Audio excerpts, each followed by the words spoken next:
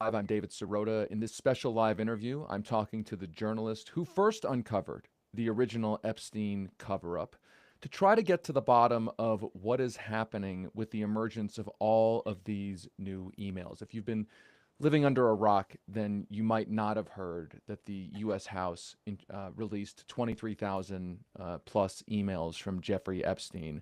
But if you're not living under a rock, you've probably heard about this. And we are very lucky to be joined by the investigative journalist who originally really broke open the Jeffrey Epstein. I don't even know whether to call it a scandal, a fiasco. It's just so epic at this point. Julie K. Brown is with us. She was the investigative reporter at the Miami Herald, whose series, The Perversion of Justice, really broke this story open. Back in July, we invited Julie onto our podcast, Lever Time, to discuss why back then Trump's Justice Department had declared the Epstein case closed.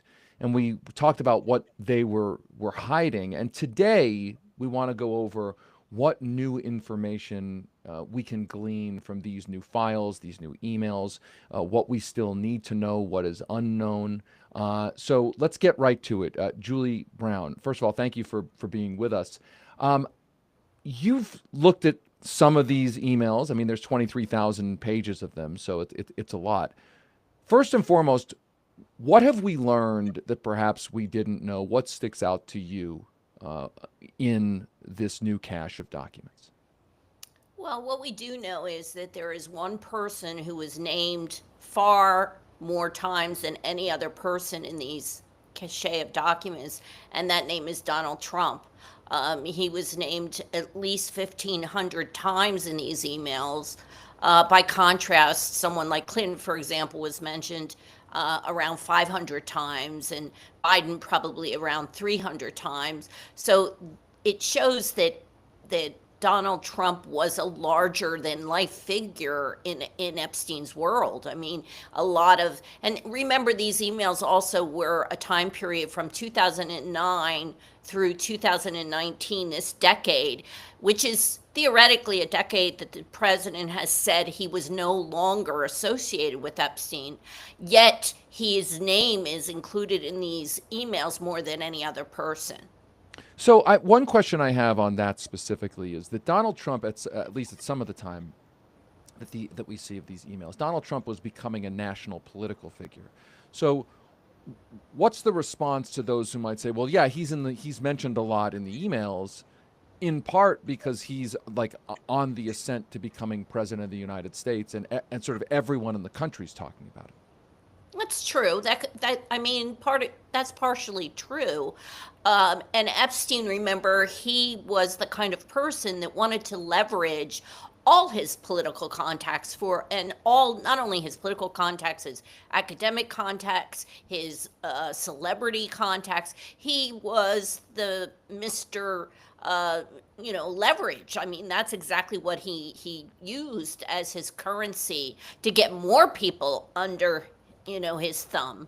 So yes, it is partially true, but yet it still seems kind of odd that so many of the documents mention Trump, when of course there's other people during that decade that were world leaders that aren't mentioned, even half as much as Trump was. So there's one email in particular that the House Democrats spotlighted that says that essentially Trump knew about the underage girls. I think, I mean, that's Jeffrey Epstein saying that to Ghislaine Maxwell. I think there's obviously a question of how much do we take Jeffrey Epstein kind of at his word. Like, it's hard to know, whether Jeffrey Epstein is telling the truth, although certainly, it's a communication between Jeffrey Epstein and Ghislaine Maxwell, which I don't think Jeffrey Epstein knew or thought would become public. So I guess that question there is, how important do you think that specific email where Epstein is suggesting that Trump knew about the underage girls in the Epstein network, how important do you think that is? Well, look, Everybody who was around Jeffrey Epstein knew about his penchant for very young women, if not girls. I mean, everybody had to know, and Trump was around Epstein enough to know. Because he said it. He said that he knew that Jeffrey, his quote in the New York Magazine was Jeffrey liked them very young. So they did know. I mean, whether Trump knew that they were quote unquote underage, I mean, we don't have any proof of that. But to kind of say that Trump didn't know the possibility was there that he was with underage girls is just not accurate. He had to know because he stated that he knew that Jeffrey, and he was really good friends with Jeffrey. So I do think that he had some suspicion at the very least that these might have been underage girls.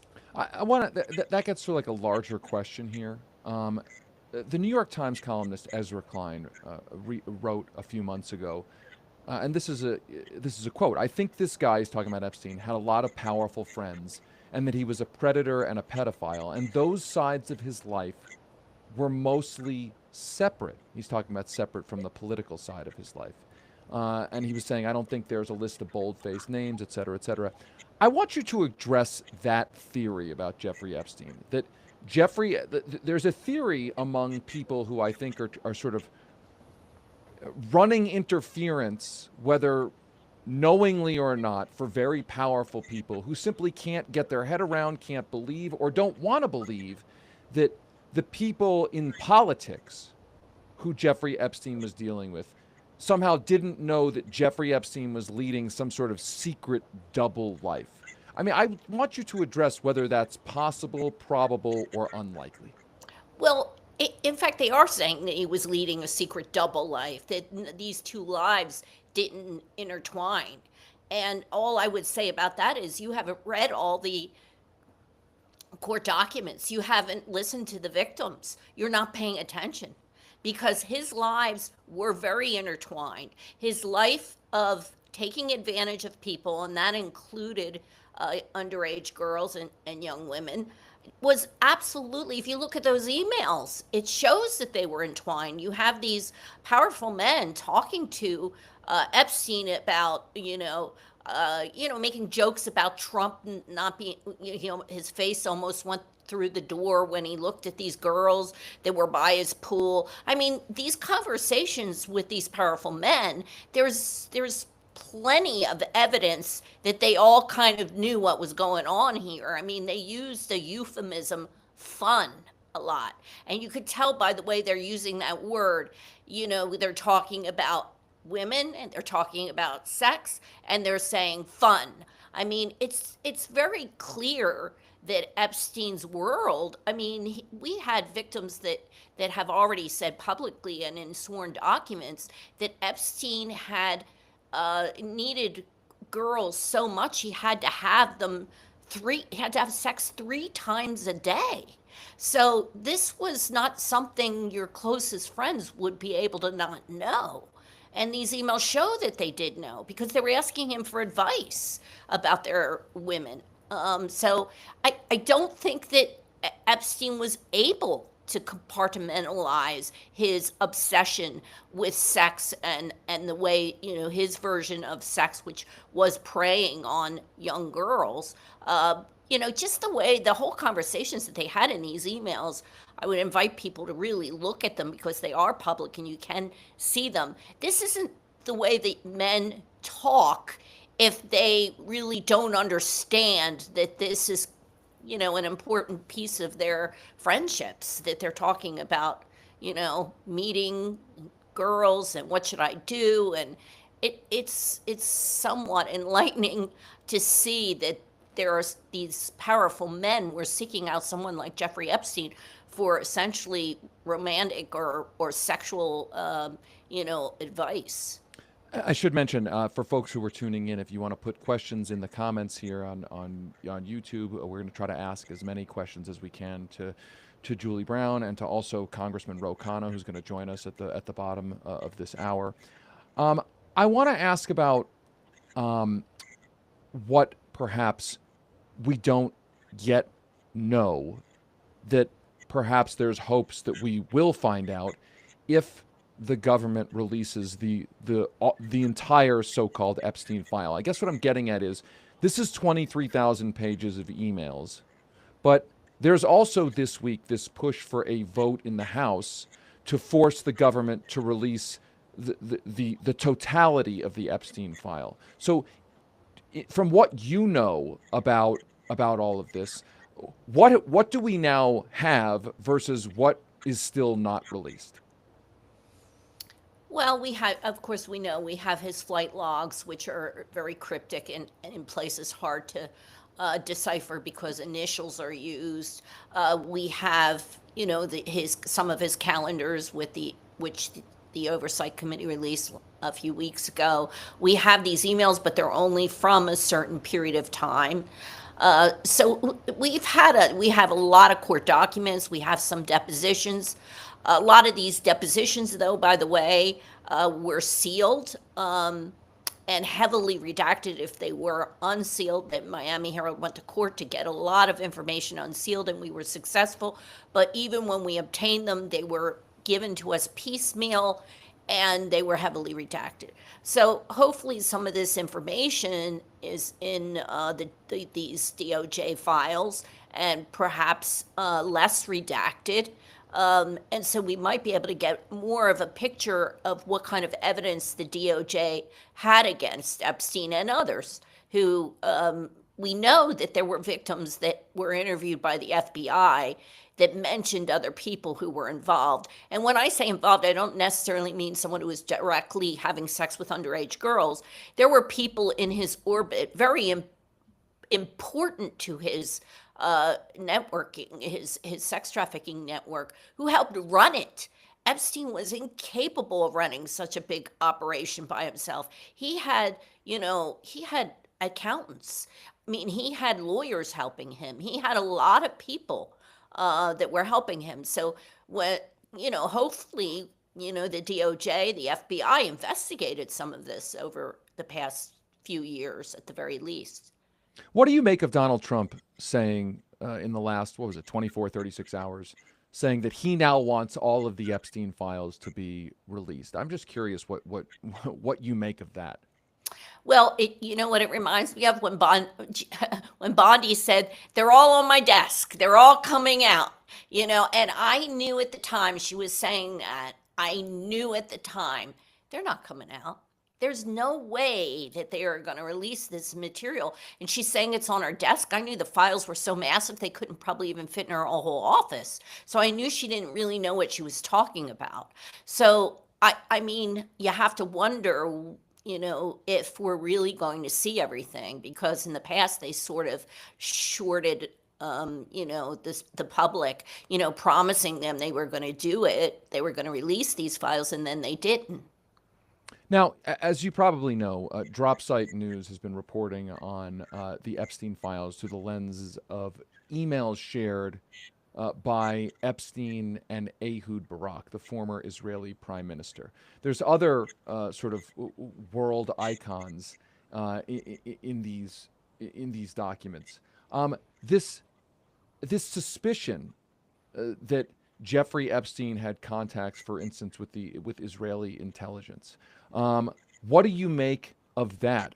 We also see him talking rather intimately with foreign figures, an Emirati businessman, a former Norwegian prime minister. I mean, how do you make sense of that?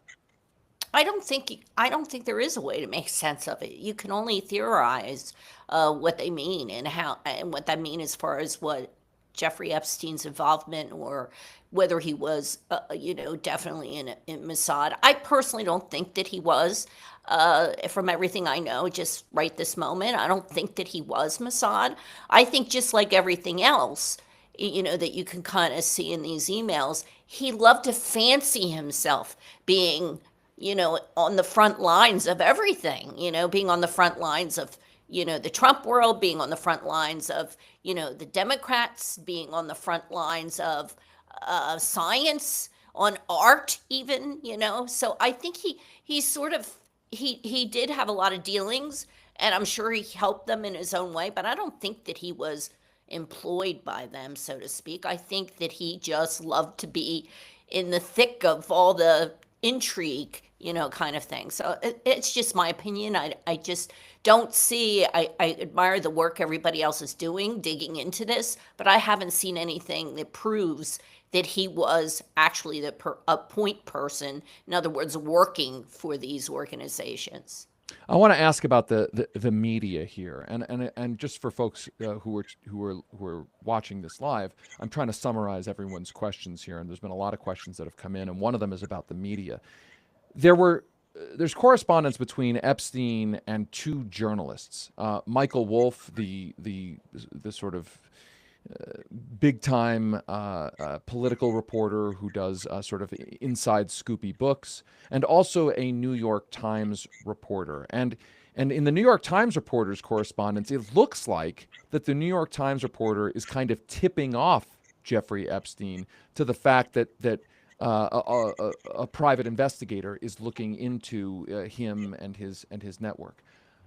Talk to us about what you make of Epstein's relationship with these specific journalists, with the media in general. I mean, it looks pretty friendly here. And again, this is after Jeffrey Epstein has been convicted in 2008 of solicitation of a minor for prostitution. So you're a journalist. Like, when you saw those emails from those journalists, what did you make of them?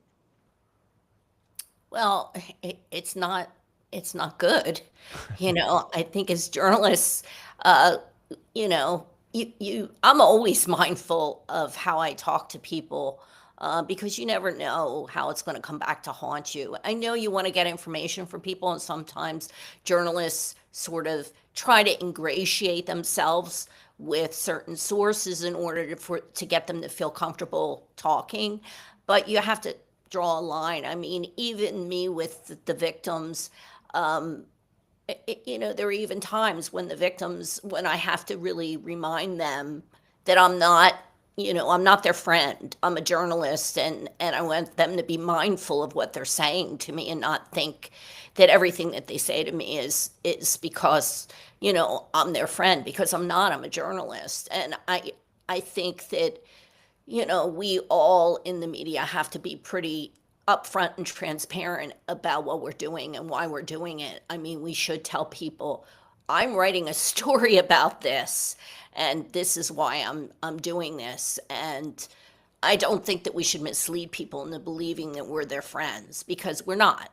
That's not our role, to be their friends. Our role is to be an observer and to, tell stories and also communicate information to the public. We are not working for them. We're working really for the public and for informing the public. Yeah, I mean, one of the sets of emails, the one between Epstein and Michael Wolff, seemed to be Michael Wolff counseling Epstein on how to deal with the situation where Trump is being asked about, or potentially asked about, Jeffrey Epstein. I mean, to my mind, uh, that's beyond sort of schmoozing for source material. It seems really, really chummy.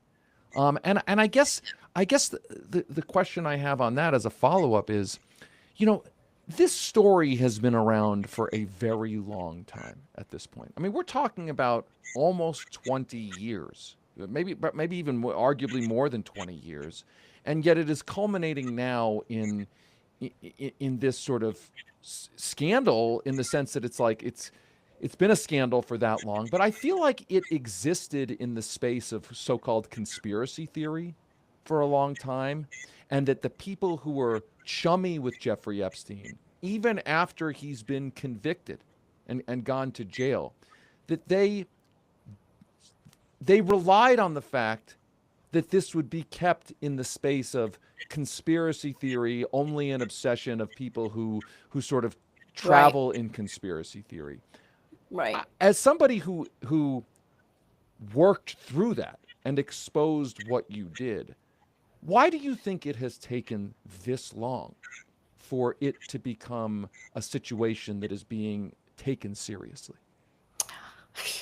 I wish I knew the answer to that. All I know is that these names of these people have been out there. Everybody says name names. They've been out there for a while. I've written stories about some of these men who were associated with them. No, we don't have evidence that they committed crimes. But for example, Larry Summers, his name has been out there for a long time associated with Epstein. He's on his plane logs. He was in his appointment calendars. Excuse me. And I mean, Ehud Barak's name's been out there, and yet Time Magazine had a column by Ehud Barak on its front page last month or this past month. Um, I just don't even understand why the media in particular and other people haven't been paying attention. I see things, most of my day lately is correcting things on uh, social media because people put things on there that are so far not true. And it's like, haven't you even been paying attention? I mean, Google it if before you tweet, at the very least. I mean, So, I have to say, I hear you. I've often remarked that the internet age has engendered this idea that people can post first and ask questions later, right, posting without right, even checking the record. But I right, want to go even deeper on this question of the people who have maintained their sort of social status right, despite their connection to this. I mean, that's the part of this where I I kind of marvel at it in a kind of or in a hideous way, right? Like I can't believe that all the people who were associated with Jeffrey Epstein, I can and can't believe it, that they have maintained their sort of social status through all of this. Clearly, they are relying on the idea that with fancy credentials, if it's sort of the old George Carlin idea, once you're in the club, you're in the club, and you'll never be thrown out of the club, right? That there's no consequences at all. And I think that's what this whole thing shows. Although, just to play devil's advocate for one more second here, I mean, Donald Trump has insinuated, oh, we can't release all the files. I think it was Trump or one of his aides. Releasing all the files will uh, unduly implicate people who were not involved in any wrongdoing, and that everyone who ever had contact with Jeffrey Epstein is not themselves necessarily a monster. What do you say to that? I mean, it's true. I mean, look, there were people used to go out there and say, oh, so and so was on his plane, as if everybody that was on their plane was somehow a monster. And, he had families on his plane, not everybody that was on his plane committed any crimes. I mean, so it is true. But when you look at these emails, especially, and I think that's why these emails are important. I know that some people are sort of dismissing them because they don't show any true crimes or implicate anyone with a crime, but they do show how these people sort of swarmed around Epstein and picked his brain. I mean, they were sending him his book manuscripts. They were letting him read their life stories. I mean, I don't think I would give a guy accused of molesting dozens at that time, at least back then. They knew that there were at least dozens of girls that he was accused of molesting and abusing. So I just, I'm not in that, that's just not my makeup that I don't understand it myself. I really don't. I do know one thing. It's fair to point it out that at the time that Epstein pleaded guilty, he pleaded guilty to, I think, one count of having sex with a minor, solicitation of a minor for sex. And the one person, and they were very shrewd the way that they manipulated this deal that he got back in 2008, they picked the oldest girl. So the girl that's part of that charge was 17. So if you really, Epstein could have gone to these people and say, look, I made a mistake. I thought she was 18. I thought she was 20. She looked 20. Uh, so, in fairness, the plea deal itself helped um, minimize and mitigate the crimes that he really committed. So theoretically, some of these people could say, well, he wasn't really, his charge was only solicitation of a 17-year-old. Julie K. Brown, thank you so much for taking time with us. Thank you so much for your work. Thank you so much for powering through those who were saying this is all just conspiracy theory.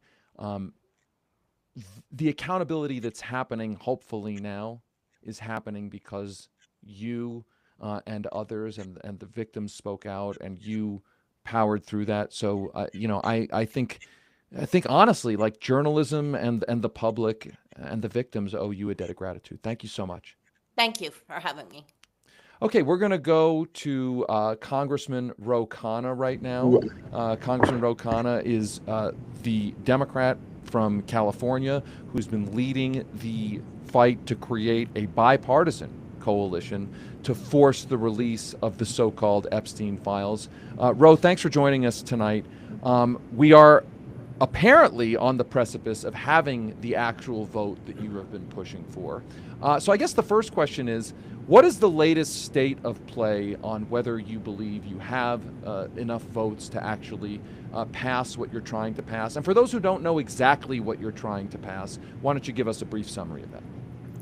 Sure. This is one of the biggest corruption scandals in American history. I mean, Jeffrey Epstein literally had a rape island where powerful and rich men went and raped underage girls or engaged in sex trafficking. 1,000+ victims. When this comes out, it's going to shock the conscience of this country. People living in small towns in suburban America who go to church, play Little League, they are not going to believe that these men would just go for a weekend to rape underage girls. And what Massey and I are saying is release the files, because these men still have universities named after them. They're still on corporate boards. They still have positions of prestige, and they need to be held accountable. We do have the votes. The reason I know we have the votes is even Donald Trump knows we have the votes. That's why he reversed himself.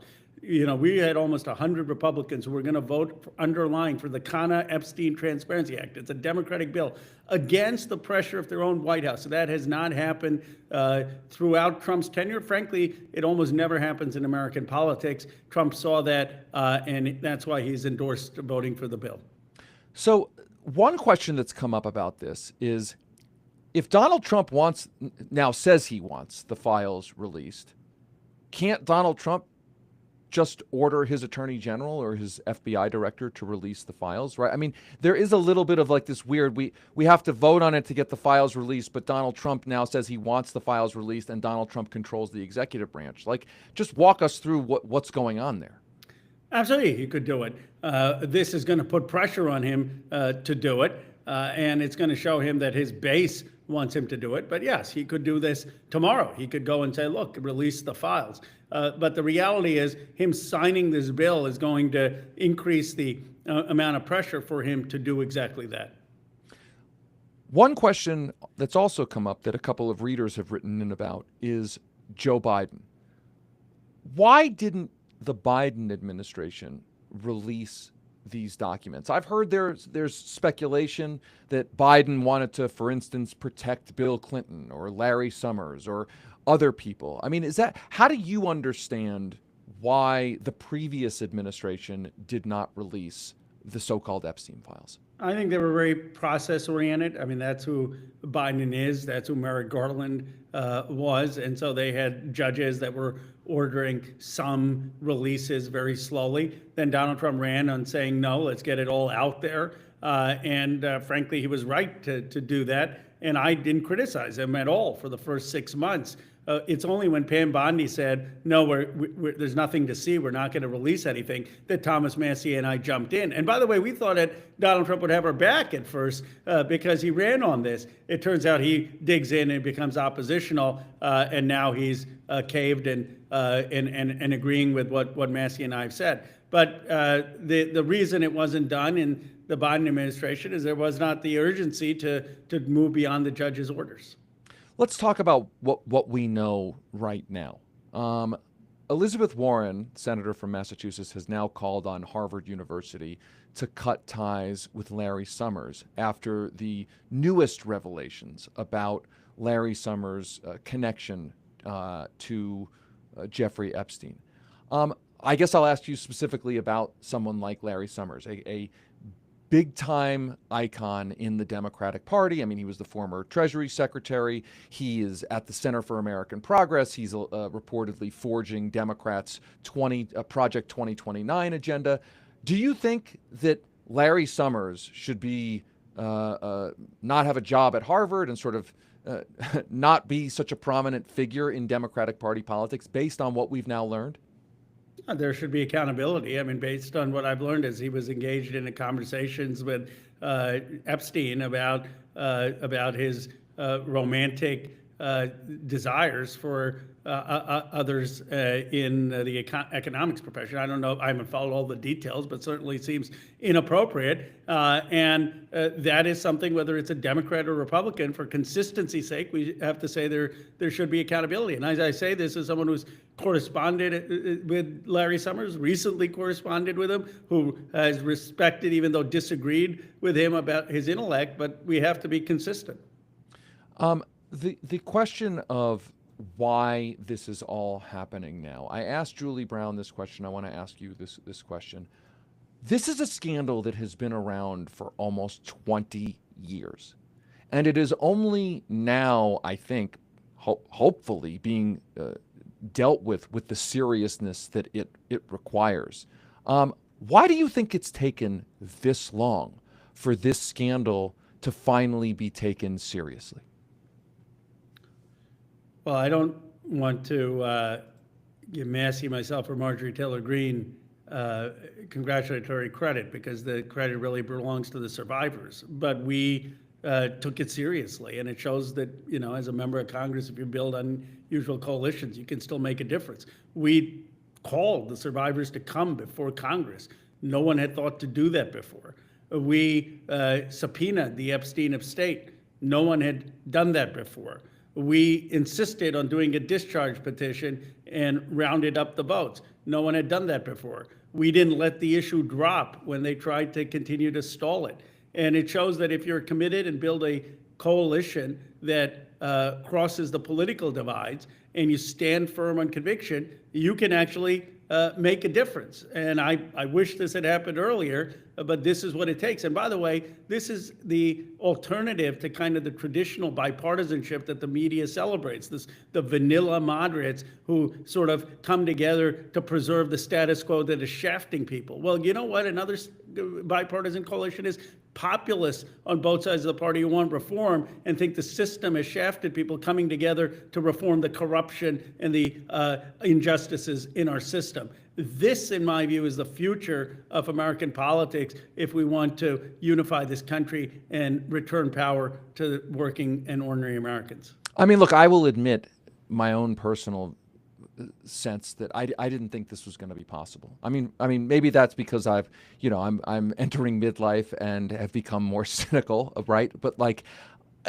we haven't seen something like this. I can't think of any other time that we've seen something like this, where there are people from both parties coming together to demand some basic transparency, if not accountability, from the current party, the current people in power in the White House. It is pretty miraculous that we are at this moment. One question that some of our readers have asked is, have you gotten any, at the beginning or through the process, what was the reaction to, have you gotten any blowback from people in your own party saying, wait, where are you going with this? What are you pursuing? Like, what has been the reaction at the beginning of your effort and now currently in your effort from your own party as you've pushed this forward? Sure, I've gotten it. I got it today in the New York Post, where some senior advisor to Kamala Harris said Roe leads the rookie caucus and the roll your eyes caucus, because they think this is kind of conspiracy theories and how dare he talk to MAGA voters and people like Marjorie Taylor Greene, and that's not serious statesmanship. That's not who we are. And I think in the beginning there were a lot of people who rolled their eyes at me and dismissed it as some kind of conspiracy theory. But they then saw suddenly that people were responding to it, and now, of course, they're supportive. But I think we've got to get out of this sense of conventional politics where we've had a grip on our party by the same political consultant donor class that likes the niceties of conversation, but then at the same time has presided over a government that hollowed out the working class and middle class and watched as elite men with extreme privilege and wealth raped underage girls and didn't do anything about it. Like, I think the American people are okay mixing it up if you're going to take on a corrupt establishment that some people were protecting with genteel language. What about the other side of the partisan divide? It is, again, I'm fairly surprised that there are members of the Republican Party that are willing to defy their own party's president to try to get some accountability and transparency here. How did that come about? Do you think it has anything to do with a sense that Donald Trump is politically weak? Like, do you think that the Republicans would be less willing to do what perhaps some of them are willing to do in terms of joining your coalition if Donald Trump was perceived to be in a better political standing? Or is what you've gotten in feedback from the Republicans you're working with more of a principled, like, this is an obvious cause that we should be a part of? Like talk us through what the reaction has been from the Republicans you're working with. Well, like anything in politics, the motives are always complex. I mean, we're not talking about Mother Teresa or Gandhi when you talk to anyone, whether it's a Republican or a Democrat in politics. So, sure, if Donald Trump was a very, very popular president, I'm sure there would be more hesitancy. But here, that Donald Trump has actually self-destructed. I mean, what you have is his reluctance to release these files basically betrayed a core commitment that he had made to MAGA. And that core story was that they're forgotten Americans and a corrupt elite that are shafting them. There are people who genuinely believe that. Marjorie Taylor Greene genuinely believes that. Massey genuinely believes that. So when Donald Trump is saying, well, I was just kidding, okay, forget about this, just let's move on, now I'm in power, they're saying, what happened to those forgotten Americans? The divide in our country is the Epstein class versus the forgotten Americans. That's the modern day equivalent of Roosevelt's forgotten Americans versus the economic royalists. I'm on the side of forgotten Americans against this Epstein class. That should frankly be the entire frame of the Democratic Party. But it should be a frame that welcomes some of the voters from Marjorie Taylor Greene and Thomas Massey and even Donald Trump into this frame, that we truly will get the reform in the system that we need. I asked this question to Julie Brown. I want to ask it to you. Knowing what we know, at least at this point, I want you to respond to the idea. It was floated, for instance, but it's become conventional wisdom, but it was floated by Ezra Klein, that the idea that, and this is a quote from Klein's column, I think that this guy had a lot of powerful friends and that he was a predator and a pedophile, and those sides of his life and he's talking about between powerful people and the predator pedophile side of his life, those sides of his life were mostly separate. Do you, knowing what has come out already, do you think that's true? Do you suspect that's true or not? No. I mean, I think he had friends who were visiting this island who were know that young girls were being raped and sexually trafficked. I think that people knew that Epstein abused women. And in some cases, in many cases, he invited some of these people to the island, and he also farmed out girls and young women to rich and powerful men. So I have a hard time believing that anyone who was in regular contact with him did not know about this man's complete offense. And the fact that they were immune to it, that it didn't strike them, is just horrific. The way it would strike someone like you or me who grew up to modest middle class homes in Philadelphia and suburbs just shows how totally out of touch this governing elite is with ordinary American values. Final question for you on your legislation. If it passes, and I haven't read the latest text of it, but if it passes, what specifically will it do? Is there any wiggle room at all for the shenanigans that a Donald Trump administration might try to pull to not let things out? Are there provisions in there letting them redact things that shouldn't be redacted? Is there? I mean, Donald Trump has stretched the alleged powers of the presidency farther than anyone can really remember. So for those who are worried that even if your legislation passes, we won't get to the bottom of this, just talk us through what you're going to be watching for and what safeguards are in place to make sure that what's actually released is all of it. The biggest risk is that it gets amended in the Senate. That's what Johnson is trying to call for. Donald Trump has said he would sign the Epstein Transparency Act. That is my bill. That bill has been very tightly written. There are not that many loopholes. I mean, yes, they have to protect victims. That, of course, they need to do. But everything else would come out. The photographs, the emails for Epstein, the interviews with all these rich and powerful men who either were on the island or abused these girls or trafficked in women from Epstein. All of that would come out. The challenge is, will the Senate try to amend it? If they amend it, they could add huge loopholes. And that is why it is so important for us to say the Senate must pass exactly the Epstein Transparency Act that came out of the House that Donald Trump has already said he will sign. That's the Washington game, that they're going to try to get this thing amended in the Senate. Yeah, the game of putting a little line, you turn a shall to a may, to put a little line in here, hope nobody really notices it. That, you're right, that is the Washington game. And I think it's really important for folks who are listening to hear that message. Whether or not this bill passes the House, making sure that it passes word for word in the Senate is where the real Washington game is going to be. Ro Khanna, Congressman from California, thank you so much for taking time with us. Thank you for all of your work trying to get real accountability and real transparency here. Thank you, David. Always Thank you. appreciate being on. Thank you. And thanks to our subscribers for being here today in this special live event. We appreciate all of your support. If you like the kind of journalism that we do, please become a subscriber. If you're just tuning in at levernews.com, you can subscribe to our free email newsletter, or better yet, become a paying subscriber. Help support the kind of work that we're doing here on this kind of programming and all the investigative work that we do at The Lever. Thanks again. We will see you next time.